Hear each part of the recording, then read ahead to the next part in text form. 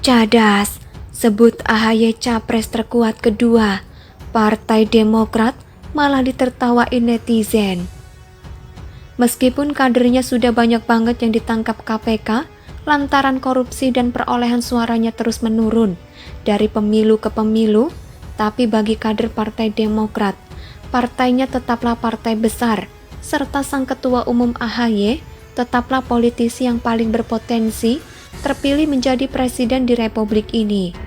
Terbukti apa yang dilakukan oleh Partai Demokrat saat ini persis seperti yang dilakukan oleh kaum kadrun terhadap Rizik. Mereka terlalu menyanjung atasan padahal faktanya tidak demikian. Kalau kadrun selalu mengatakan Rizik itu adalah imam besar umat Islam Indonesia, pemersatu umat Islam, hingga kedudukannya lebih tinggi dari Presiden Jokowi.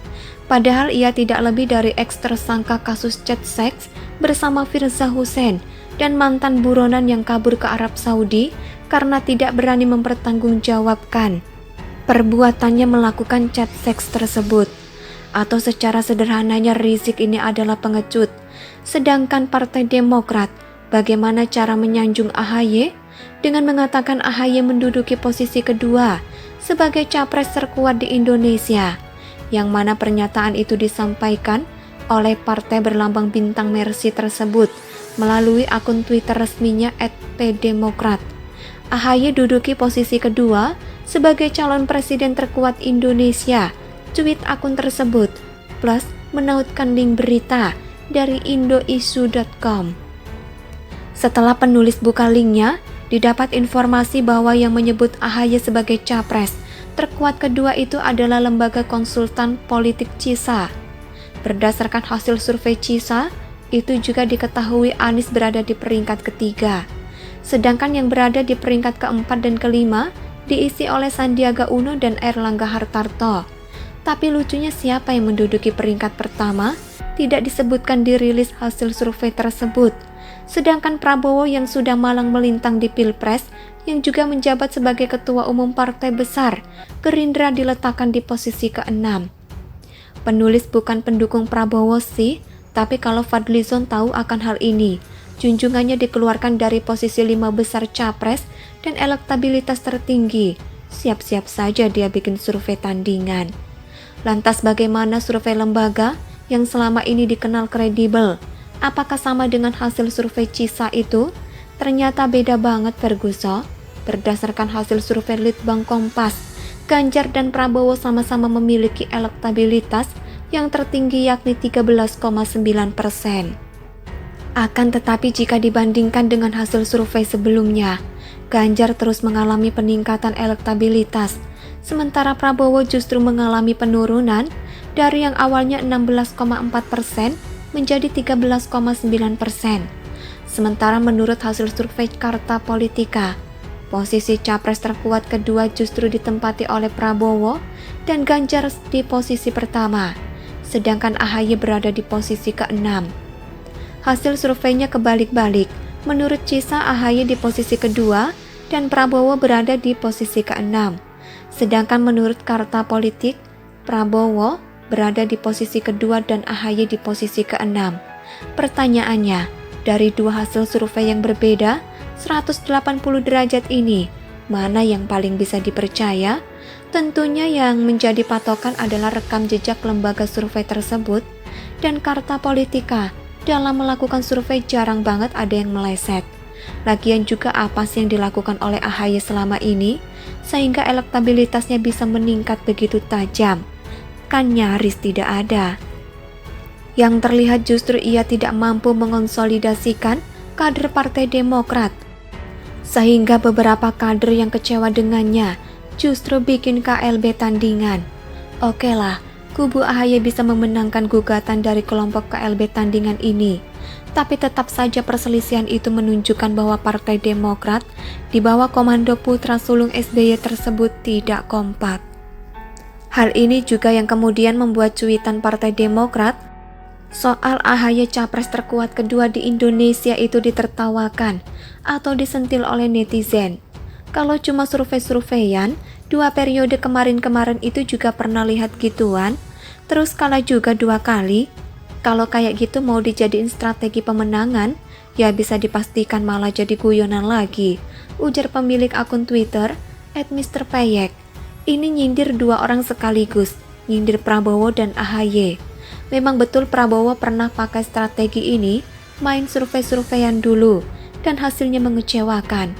Artinya, menggiring opini dengan memanfaatkan hasil survei palsu, itu tidak ada gunanya, Ferguson. Dagelan apa pula nih? Tweet pemilik akun Twitter @kerinci_anggur3. Dagelan gak jelas.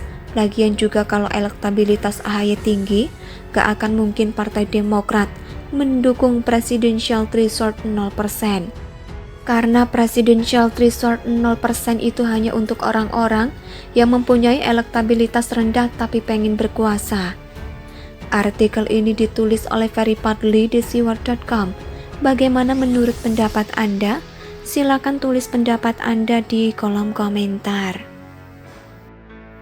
Cadas, sebut AHY capres terkuat kedua. Partai Demokrat malah ditertawain netizen.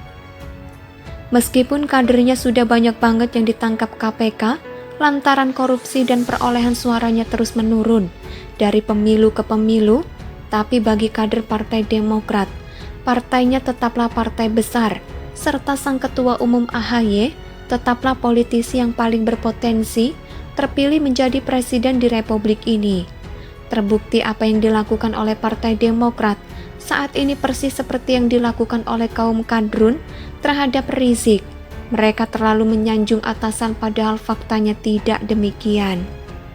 Kalau kadrun selalu mengatakan Rizik itu adalah imam besar umat Islam Indonesia, pemersatu umat Islam, hingga kedudukannya lebih tinggi dari Presiden Jokowi. Padahal ia tidak lebih dari ex-tersangka kasus chat seks bersama Firza Hussein dan mantan buronan yang kabur ke Arab Saudi karena tidak berani mempertanggungjawabkan perbuatannya melakukan chat seks tersebut.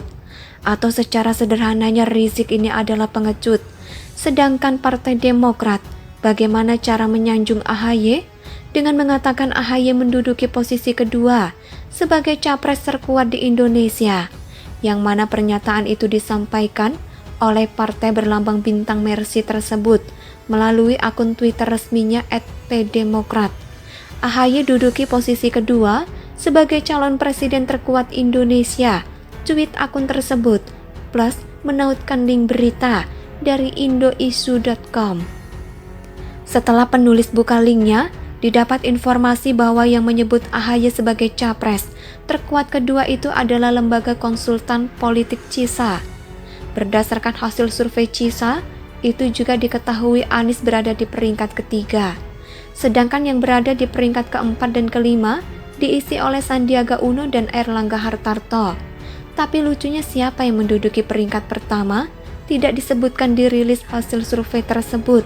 Sedangkan Prabowo yang sudah malang melintang di Pilpres, yang juga menjabat sebagai ketua umum partai besar, Gerindra diletakkan di posisi ke-6. Penulis bukan pendukung Prabowo sih, tapi kalau Fadlizon tahu akan hal ini, junjungannya dikeluarkan dari posisi 5 besar capres dan elektabilitas tertinggi. Siap-siap saja dia bikin survei tandingan. Lantas bagaimana survei lembaga yang selama ini dikenal kredibel? Apakah sama dengan hasil survei CISA itu? Ternyata beda banget, Ferguson. Berdasarkan hasil survei Litbang Kompas, Ganjar dan Prabowo sama-sama memiliki elektabilitas yang tertinggi yakni 13,9%. Akan tetapi jika dibandingkan dengan hasil survei sebelumnya, Ganjar terus mengalami peningkatan elektabilitas, sementara Prabowo justru mengalami penurunan dari yang awalnya 16,4% menjadi 13,9%. Sementara menurut hasil survei Carta Politika, posisi capres terkuat kedua justru ditempati oleh Prabowo dan Ganjar di posisi pertama, sedangkan AHY berada di posisi ke-6. Hasil surveinya kebalik-balik. Menurut CISA, AHY di posisi kedua dan Prabowo berada di posisi ke-6. Sedangkan menurut Carta Politik, Prabowo berada di posisi kedua dan AHY di posisi ke-6. Pertanyaannya, dari dua hasil survei yang berbeda, 180 derajat ini, mana yang paling bisa dipercaya? Tentunya yang menjadi patokan adalah rekam jejak lembaga survei tersebut dan Carta Politika. Dalam melakukan survei jarang banget ada yang meleset. Lagian juga apa sih yang dilakukan oleh AHY selama ini?